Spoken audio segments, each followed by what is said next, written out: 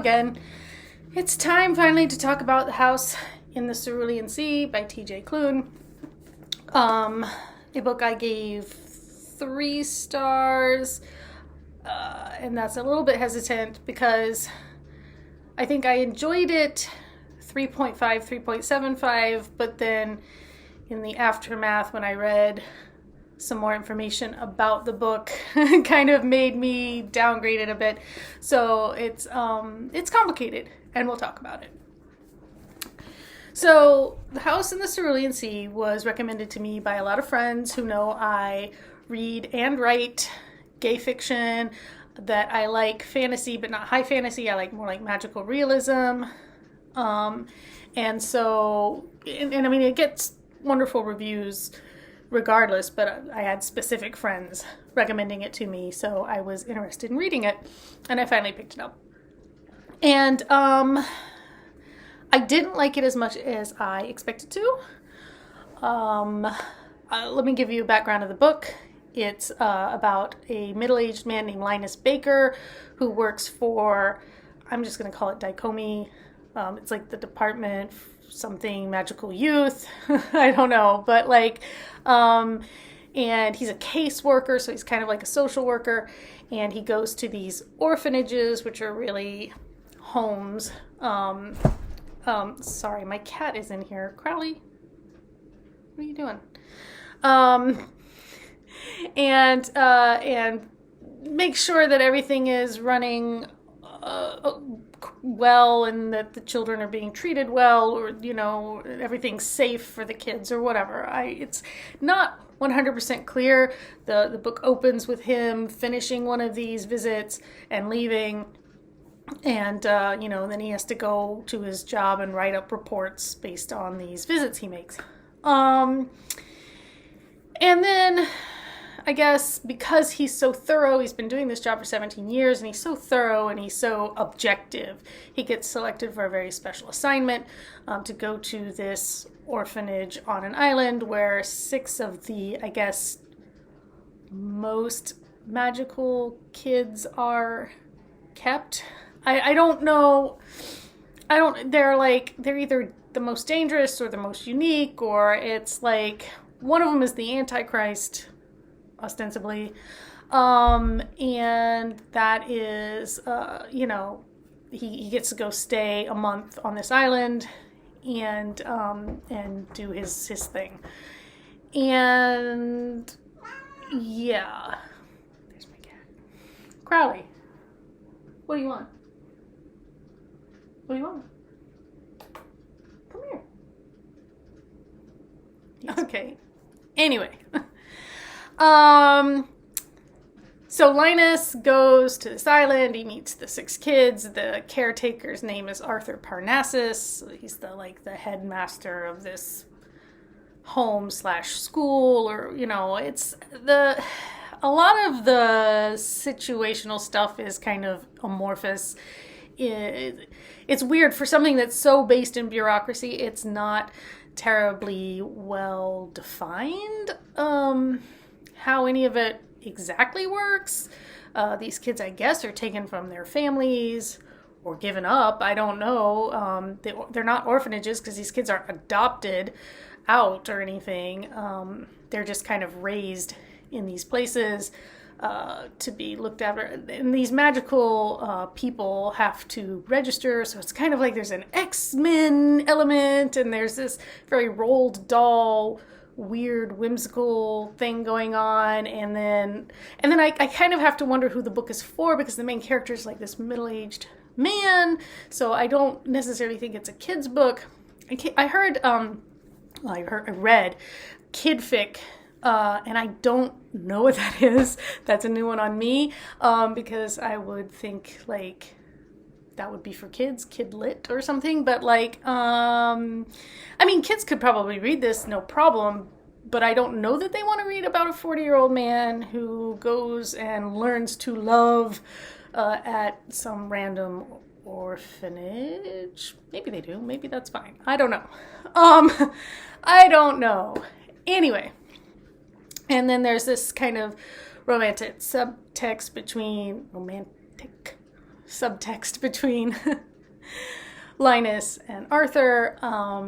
And then there's the Linus, falling in love with these kids and learning to, stand up for himself and for them in the system and all that kind of thing. So,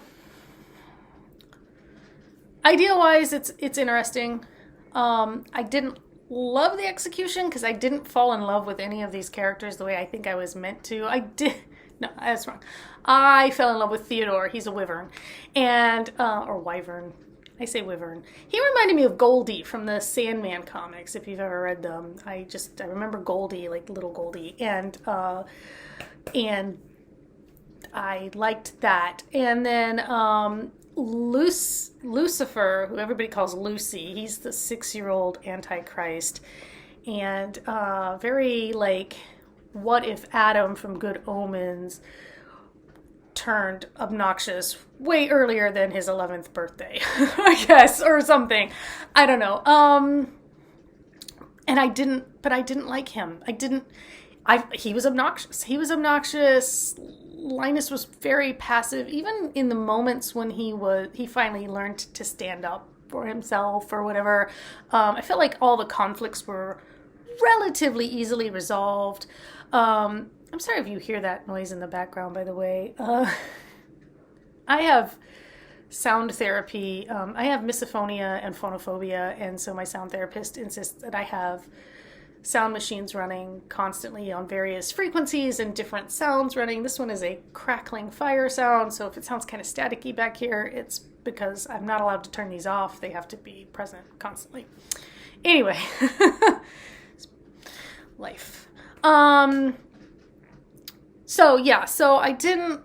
Linus and his arc, his, development, I don't know, I didn't quite buy it. It was a little too facile for me. Arthur was a little bit sanctimonious. I think I liked him more than Linus, but we don't get like a ton of him. I liked Zoe. She's like a sprite, I think. And she actually, the island belongs to her, and she's kind of allowed Arthur and these children to come live there. But yeah, and I liked Sal. He's a very timid young man who has been moved from home to home repeatedly, and is terrified that this one's gonna close. Damn, you guys, I am not meant to make this video. Like, something in the world does not want me to air my opinion on this book. Anyway, what was I? Zoe, and she owns the island, and allows the children to stay, or offers it up and helps out. And then there's a village on the mainland that hates these kids because, of course, they're all prejudiced and they're just afraid of things they don't understand. And again, it's a little preachy. I think it means well. The author means well. But I don't know that it's effective because, again, it kind of boils everything down to something very simple, and these issues are pretty complex. It's not just, let's all change our minds about these things. To be fair, not all the people in the village do change their minds, I don't think. But, it's about... Anyway, Linus gets some idea that he's gonna help save kids or something, and change the system and whatnot, yada yada yada. And then it's not real clear how he actually does that, or if he actually does. To be fair, towards the end, I was skimming just to finish the book. I was like, it was very predictable. I could see all the twists coming. Which again was why I was like, well, is this written for kids? Because maybe kids wouldn't but seasoned readers will pick up all the clues pretty quickly and easily, I think. The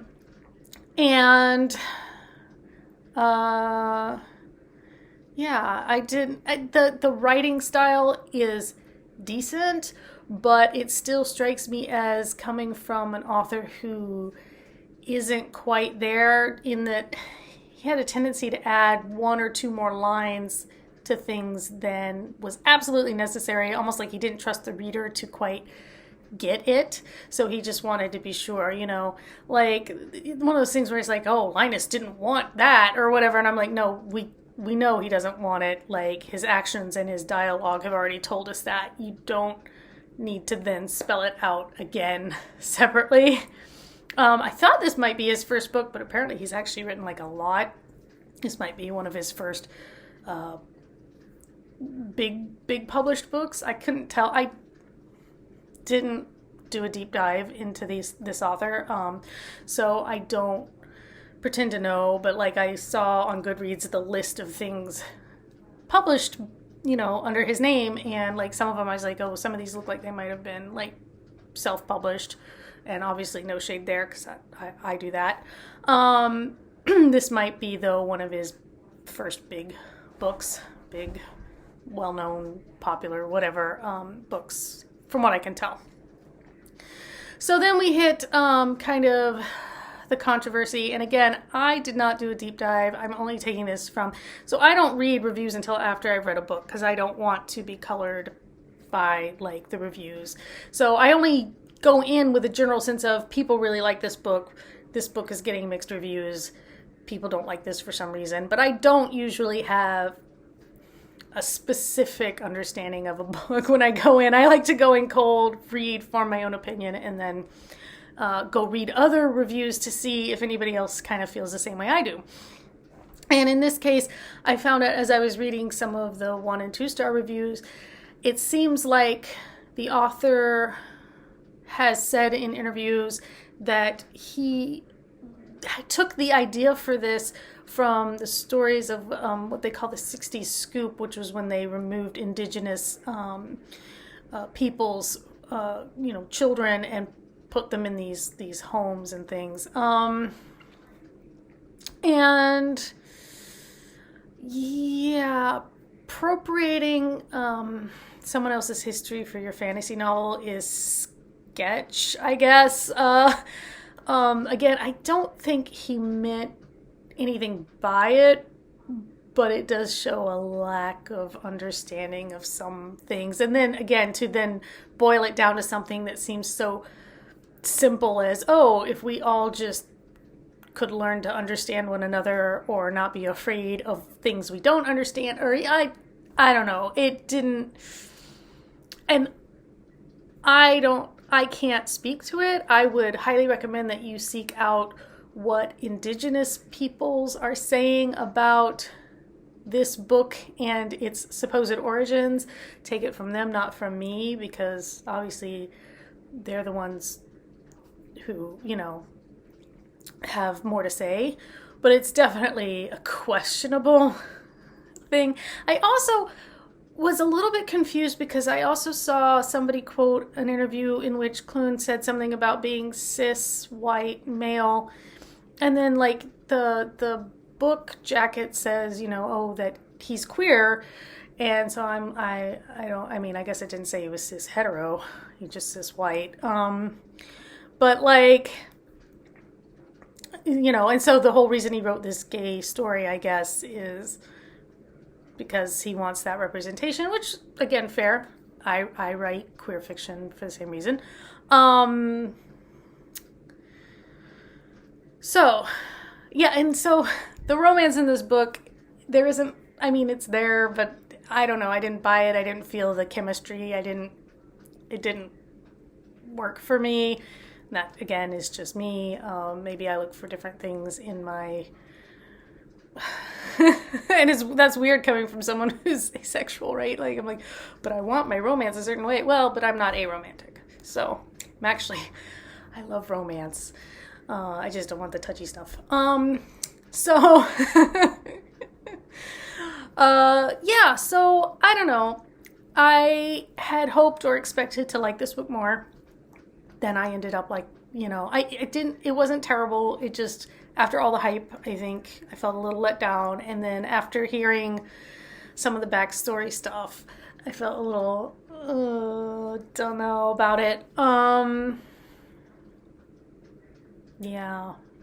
So anyway, if you've read it, if you have any thoughts or opinions on it, or if there are any books like it that you think I would like more, because I don't do high fantasy. I've talked about how for me high fantasy is like way too much work. I can't invest that much headspace into stuff like that. But stuff like this is right up my alley, where it's just kind of like a foundation, a familiar foundation too.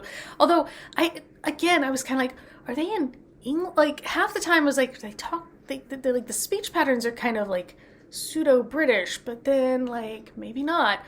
Oh, and here was the other thing. There's like there's very like this feeling that like rain and the city are bad and the island and the sun are good. And, like that device, it was like very cut and dry. And I was kind of like, if I wanted to be told that the city was bad and to go to an island, I'd just listen to Jimmy Buffett, which I do listen to Jimmy Buffett. I love Jimmy Buffett. Grew up listening to Jimmy Buffett, but don't need this book to tell me, ooh, living in the city is bad and you have to take buses and, or something. I don't know, like... I was like, I've lived in cities. I like cities because I like that there's public transportation and I don't have to own a car. And not everybody can just go live on an island. When, like, these people get money? Like, I guess they're funded by some kind of government system. But still, I don't know. Anyway, those are my thoughts. In the wings, I have If We Were Villains, another book that I actually saw on TikTok mentioned several times. It seems just right for fall. If only I could get some fall weather where I'm at. It is supposed to be 97 degrees tomorrow. It is going to be in the 90s today. I would love some rain. Rain good. Rain nice, different for a change, please. Don't tell me rain is bad, book. Anyway, because I just want some fall weather. I want to be able to wear a hoodie. Anyway, enough of that. So yeah, that's it. That's where I'm at. Hopefully this made sense and I didn't ramble too much. And like I said, if you have thoughts, opinions, suggestions, leave them in the comments for me. Or come find me on Twitter or TikTok or something and leave it there. Don't forget to pre-order your copy of Ghosts of Marshley Park if you haven't already. It is out in less than a month now. And if you want that copy in hand, like day of, you're going to want to order it early. So thanks again. I will see you next time. And we will see, we'll see how long it takes me to read If We Were Villains.